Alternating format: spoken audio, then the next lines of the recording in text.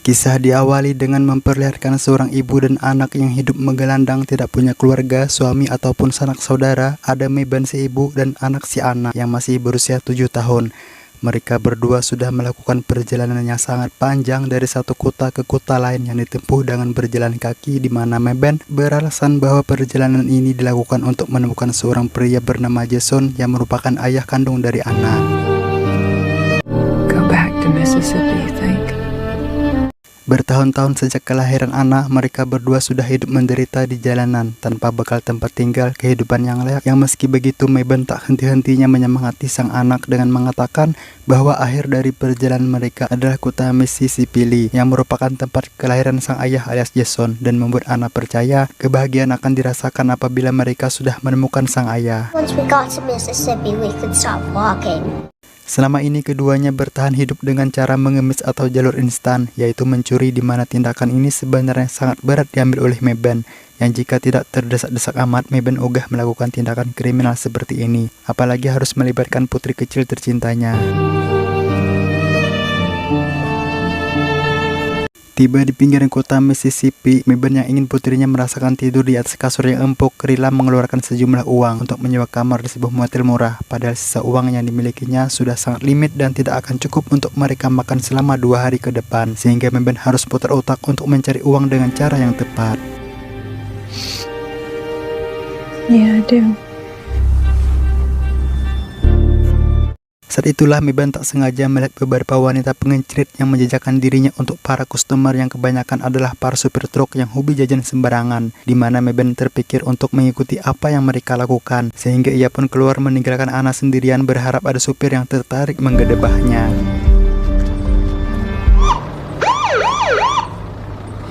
Ya, bukannya untung malah buntung, Meban justru malah kedatangan tamu tak diundang, yakni seorang petugas polisi yang sedang melakukan patroli, di mana beliau mencurigai adanya aktivitas mencurigakan yang dilakukan oleh Meban, sehingga beliau pun memaksanya untuk masuk ke dalam mobil untuk dilakukan pemeriksaan di kantor polisi. I didn't do nothing, so... Y'all never do. Meski sudah berkali-kali memberitahu tentang putrinya yang masih di kamar, bapak petugas pun terus saja tancap gas seolah tak peduli dengan apa yang dikatakan Meban. Dan alangkah terkejutnya kita semua saat baru menyadari jika beliau bapak polisi yang terhormat ini tidak membawa Meban ke kantor polisi, melainkan ke tempat sepi di bawah jembatan untuk melakukan tindakan yang tidak terpuji. Seperti yang sudah bisa Anda tebak, beliau memaksa Meban untuk melayaninya di dalam mobil dinas yang setelah 1 menit berlalu, ia pun melarang Meban untuk jangan dulu berpakaian, karena rupanya si berdebah ini sedang menghubungi 2 rekannya sesama polisi untuk datang ke tempat ini dan menyuruh mereka untuk mencicipi jajanan gratis yang sudah disediakan. Meban benar-benar tidak bisa berbuat apa-apa ketika bapak polisi mengancam akan membawanya ke kantor polisi, sehingga daripada dikurung dan meninggalkan putrinya sendirian, Meban memilih untuk pasrah dengan mengatakan bahwa dia akan melakukannya. Tetapi ketika si oknum sedang melengah alias melihat ke arah lain, Meban yang terdesak pun nekat mengambil pistol milik petugas yang berada di jok depan dan melepaskan 2 kali tembakan, sehingga si oknum tewas saat itu juga. Put it down!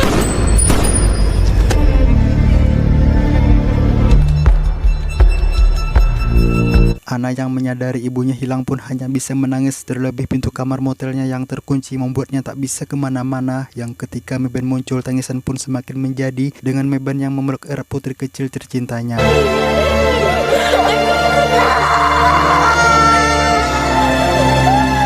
Dan inilah jalan keputusasaan. Beralih ke tempat lain, mari saya perkenalkan Anda dengan seorang pria bernama Russell yang baru saja bebas dari penjara setelah menjalani hukuman selama 7 tahun gara-gara kasus kecelakaan lalu lintas yang menyebabkan seorang pemuda tewas di tempat di mana sampai detik ini Russell masih merasa bersalah atas kejadian tersebut.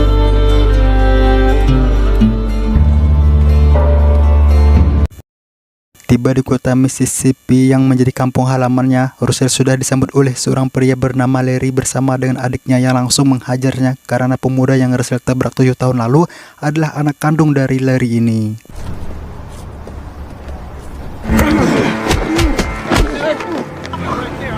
Hey! We'll call him. Hey, stop! We'll call him. Just back off and go on. Tiba di rumah, mari saya perkenalkan Anda dengan ayah Russell yang wajahnya mungkin tidak asing. Beliau bernama, kita panggil saja si ayah, dan istri barunya yang langsung menyambut gembira kepulangannya. Russell dan ayah pun mengobrol berdua tepat di depan rumah membahas tentang kondisi Russell yang apakah everything is fine or something in the way. Me being where I was while she was dying. Do you think it's fair? What do I think what's fair? Well, she loved you. That's all that matters. Mengungkapkan rasa bersalahnya yang tak kunjung hilang. Dia merasa bahwa 7 tahun di penjara tak membuat dirinya merasa lebih baik setiap detik, setiap saat. Dia selalu dibayang-bayangi oleh sosok pemuda yang ditabraknya. Bahkan untuk BAB sekalipun, ia harus meminta tolong teman sekamarnya untuk menyiramkannya karena merasa bersalahnya atas kematian dari anak kandungnya si Larry itu. Menyadari sang anak butuh waktu dan tempat untuk menyendiri, sang ayah pun menyuruh Russell untuk tidur di rumah lama mereka yang ada di dekat kota, sekaligus memberikan sebuah senapan berburu untuk dia jaga-jaga karena pastinya Larry akan terus meneror kehidupannya atas insiden 7 tahun yang lalu. 24 laws just by having a... Tak betah diam di rumah, Russell pun pergi ke bar untuk minum, tetapi karena situasinya terlalu ramai dan banyak suara-suara berisik yang muncul membuatnya merasa tak nyaman sehingga Russell pun langsung pergi keluar untuk kembali menyendiri.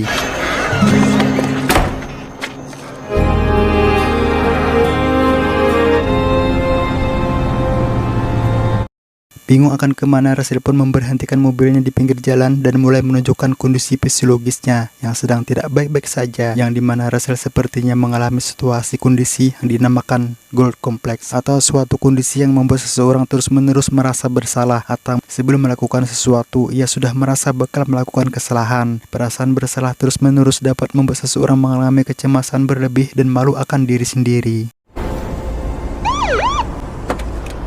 Karena dianggap mencurigakan, Russell pun diberhentikan seseorang petugas yang sedang berpatroli bernama Boyd, yang ternyata adalah kawan lama Russell yang sudah berteman sejak kecil. Karena Boyd adalah polisi yang sangat mematuhi peraturan, ia pun terpaksa harus memeriksa mobil Russell dan menemukan senjata berburu yang sebenarnya adalah sebuah tindakan ilegal. Namun karena mereka berdua adalah teman, Boyd pun memberikan kompensasi dengan hanya memberinya peringatan dan menyuruh Russell untuk segera pulang ke rumahnya. So if I was you, get in the truck and call it a night. Yes, officer.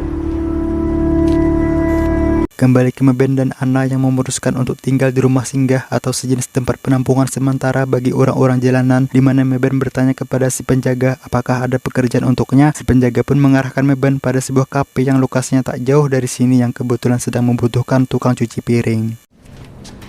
Can I work today? Sementara itu, Larry terlihat sedang berada di rumah Russell menunggu kepulangannya, yang karena tak kunjung datang, Larry pun melampiaskan kekesalannya dengan cara merusak pintu dan kaca jendela menggunakan linggis.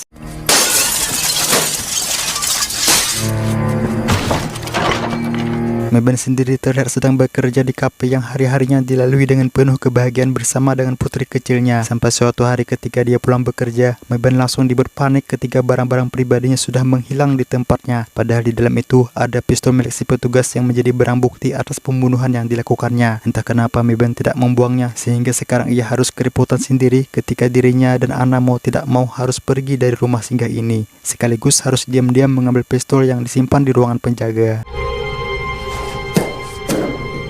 Hello?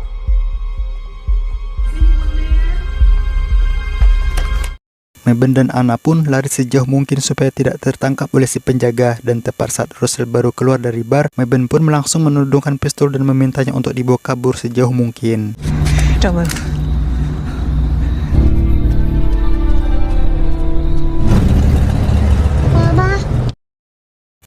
Di perjalanan sekecil pun kebelet pipis sehingga Meben terpaksa harus memberhentikan perjalanan, yang di situ Russell berhasil merebut pistolnya dengan mudah. Dan sebagai seorang pria sejati yang masih punya hati nurani, Russell tidak langsung mengusir Meben keluar dari mobil atau memanggil pihak berwajib atau memarahinya tidak jelas, tetapi meminta Ruben untuk menceritakan siapa dirinya, mau kemana, dan punya siapa pistol tersebut.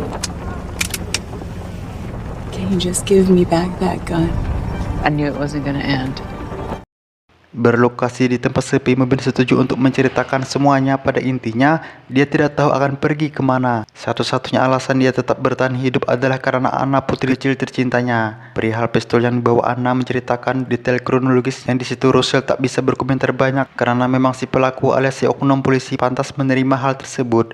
Saat ditanya mengenai ayah dari Anna alias pria yang sudah menghamilinya, Meben pun menjawab bahwa dia sudah meninggal 7 tahun yang lalu, sehingga Russell pun semakin lebih simpati kepada ibu dan satu anak sebatang kara ini. You guys just sleep in here. I'll take the bed. Russell. Beralih ke Larry yang mendatangi rumah mantan istrinya hanya untuk bisa bertemu dengan anak bungsunya, di mana rumah tangga Larry ini hancur setelah dirinya menjadi seorang peminum berat dan beberapa kali melakukan tindakan kekerasan kepada sang istri. Yang itu semua dipicu oleh kematian anak sulungnya yang tewas ditabrak oleh Russell, sehingga sangat masuk akal apabila Larry sangat membenci Russell karena selain menewaskan putra sulungnya, Russell juga telah menghancurkan kehidupan rumah tangganya. You're not supposed to be here. I know. Not hard enough. Cody boy! Your daddy's out here trying to see you!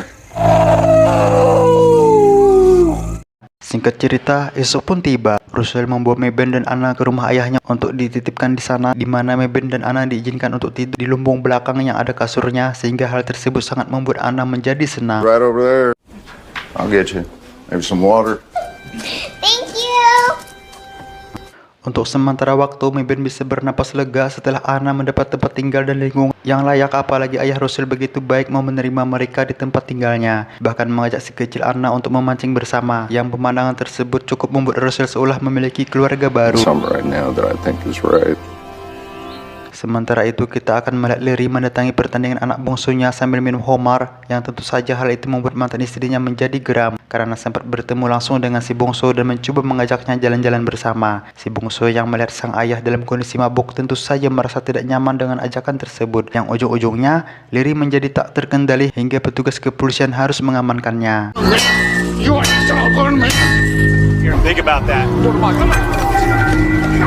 Setelah dibebaskan, Larry ditemani adiknya pun pergi ke makam si sulung untuk sekadar mengunjunginya sambil mengiriminya hadiah, tapi bukan berupa doa, melainkan koin logam, yang pada detik ini kita bisa melihat bahwa Larry sebenarnya bukan orang jahat, melainkan hanya seseorang yang butuh didengarkan. Tetapi apalah daya, istri dan anak bungsunya sudah kepalang ilfil terhadapnya, sehingga Larry hanya bisa berbuat sendiri semaunya tanpa mempertimbangkan baik dan buruknya.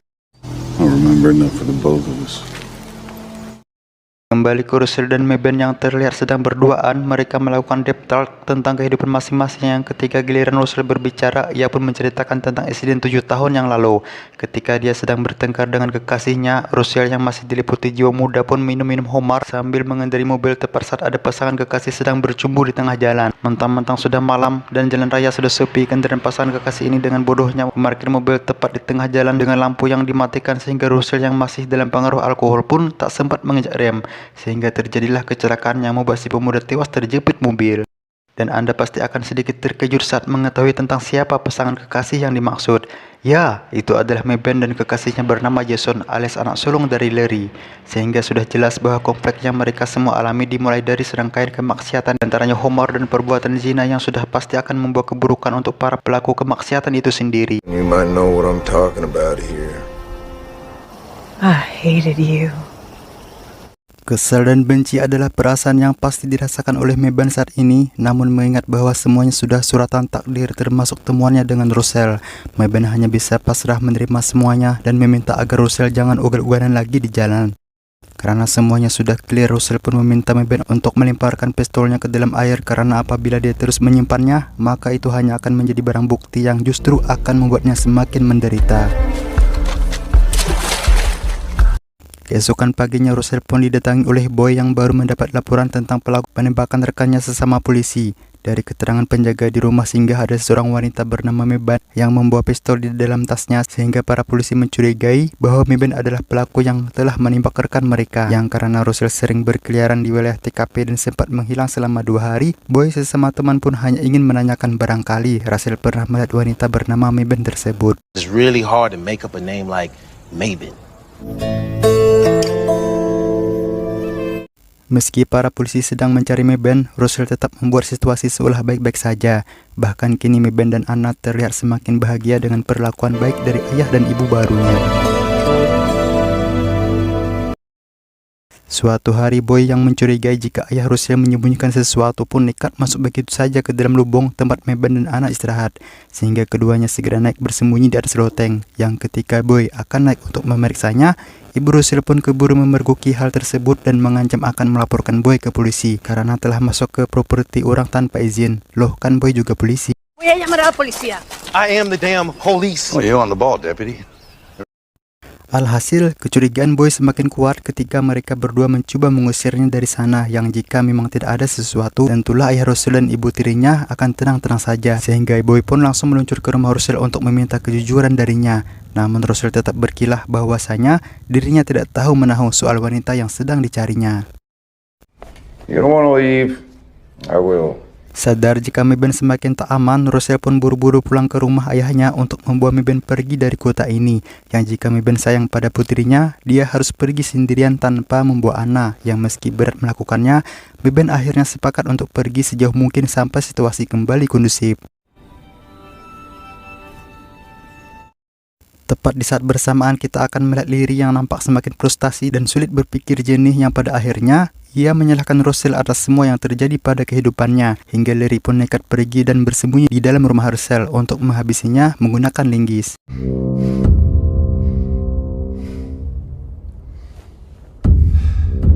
Tak lama muncullah Russell dan Meben yang bermaksud untuk mengambil perkakas untuk Meben yang akan melakukan perjalanan jauh, yang ketika Liri sudah bersiap-siap menghantam linggisnya, tiba-tiba Liri tak sengaja memukul Meben hingga pingsan, di mana Russell langsung bereaksi cepat hingga keduanya terlibat perkelahian, dan sialnya Liri berhasil menemukan senapan yang Russell simpan di kolong kasur sehingga ia pun segera mengambilnya dan bermaksud untuk menembaknya. Tetapi ayah Russell datang tepat waktu dan berhasil menembak Liri tepat per bagian samping. Beliau menyuruh Liri untuk tenang karena dia akan segera memanggilkan ambulan. Tetapi Liri yang sudah tak bisa berpikir jernih pun nekat pergi mengendari mobilnya sendirian. Hey, Ben! Careful.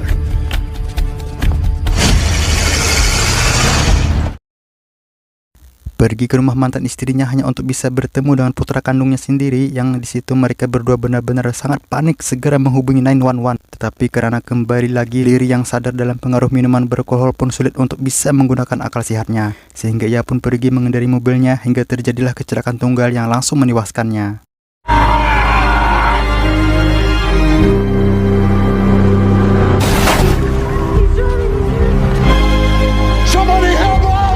Sementara itu, Russell terlihat sudah sampai di rumah sakit dan segera menyerahkan Meben ke para petugas medis. Tak lama setelah Meben mendapat perawatan, muncullah Boy yang ingin menanyakan tentang apa yang sebenarnya terjadi. Yang pada akhirnya, Russell mau untuk jujur menceritakan tentang kronologi yang sesungguhnya, asalkan Boy mau mendengarkannya bukan sebagai petugas, tetapi sebagai kawan lama. You gotta promise me you ain't gonna listen to me like a lawnmower. Okay. Selesai menceritakan tentang momen yang menjadi pelaku atas pembunuhan satu oknum polisi, Russell meminta tolong dengan sangat kepada Boy agar tidak menangkap Meben. Russell yang selama 7 tahun ini terus dihantui rasa bersalah akhirnya menemukan cara untuk bisa menebus kesalahannya, yaitu akan menjadikan dirinya sebagai kambing hitam atas apa yang telah terjadi, dengan memberikan peluru milik si oknum polisi sebagai barang bukti bahwa dialah pelaku pembunuhan tersebut. Just let it fall. Alih-alih akan menjadikan kawan lamanya sebagai tersangka atas penembakan tersebut, Boy yang peduli terhadap sahabat sendiri pun punya ide lain agar kasus ini selesai, yakni meletakkan peluru tersebut di jasad Liri yang masih berada di dalam mobilnya yang ringsek, sehingga kepolisian akan menangkap jika Liri lah tersangka utama atas penembakan yang terjadi beberapa waktu lalu.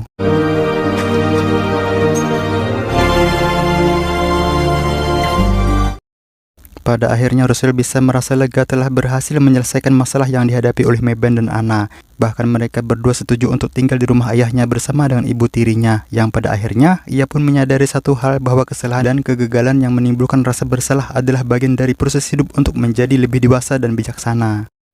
Tamat ending yang cukup mendramakan. Tidak ada yang jahat dan baik di dalam film ini, semuanya adalah tentang kehidupan dan bagaimana cara mereka menyelesaikannya.